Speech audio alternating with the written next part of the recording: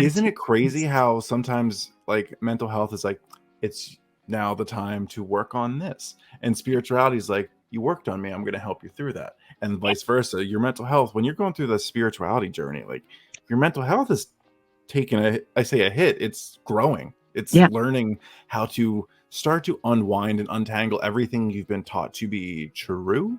Right. And once you realize that shade or that curtain of reality Yeah. is kind of utter bullshit, then you have to go through a healing process of reconditioning everything. You really do. Everything. You have to break open. You're like, what am I doing? What are all these pieces? What do I do Oh, with this? What do I do with this? This is here. What do how I do did with you deal with that? How did you? I think obviously you've been kind of on this journey for, you've been cognizant of this journey for longer than I have.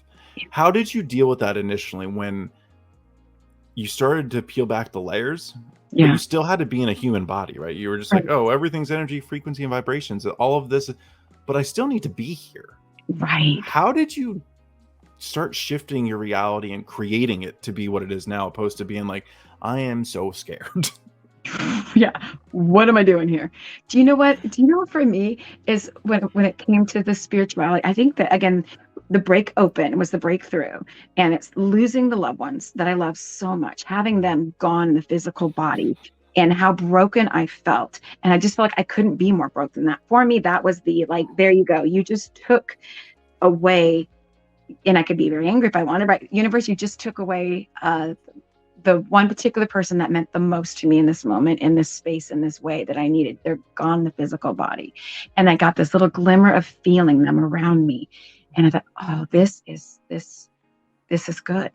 And I had to start trusting the intuition, like, this is good. I don't know what this is, but this is good. But it created a seeker in me.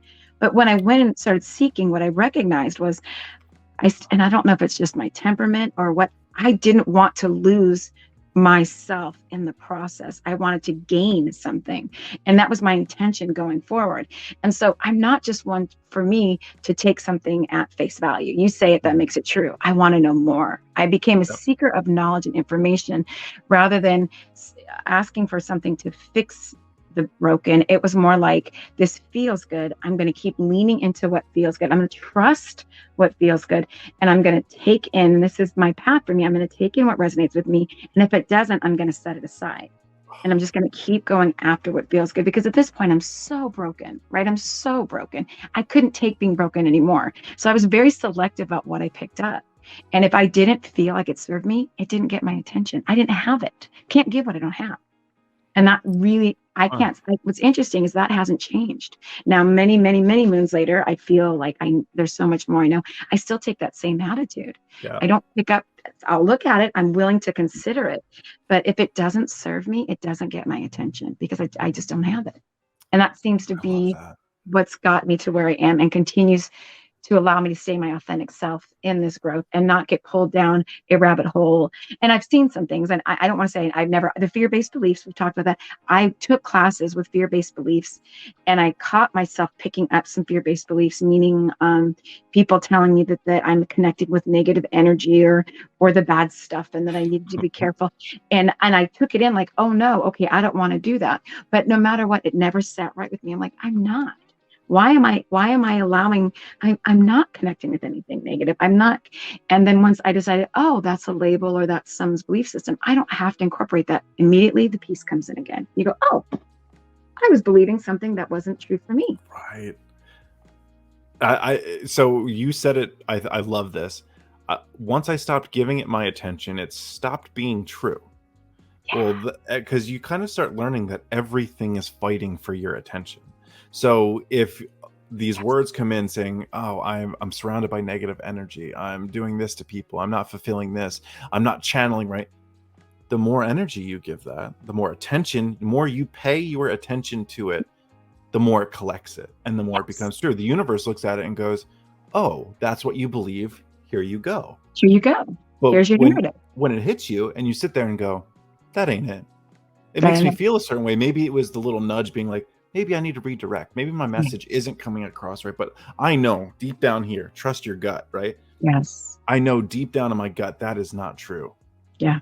And This no one else knows better than you about you.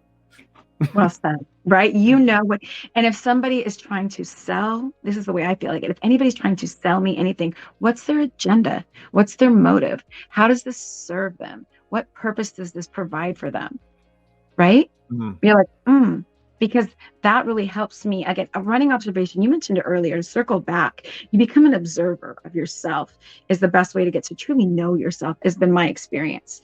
So I really will go into observational mode. I go into observational mode about myself, the situation, the person, the dynamic. And then it also helps me dissect what doesn't feel good here. Because now we're going to that gut and that feeling and going into your stomach.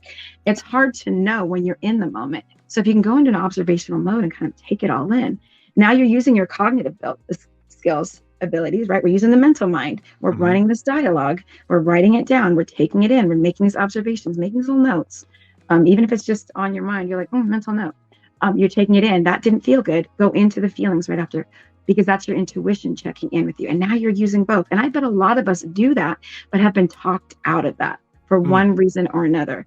If we stop doing it, likely somebody gained something by stopping those two from talking. Was it a religion? Was it a job? Was it a relationship?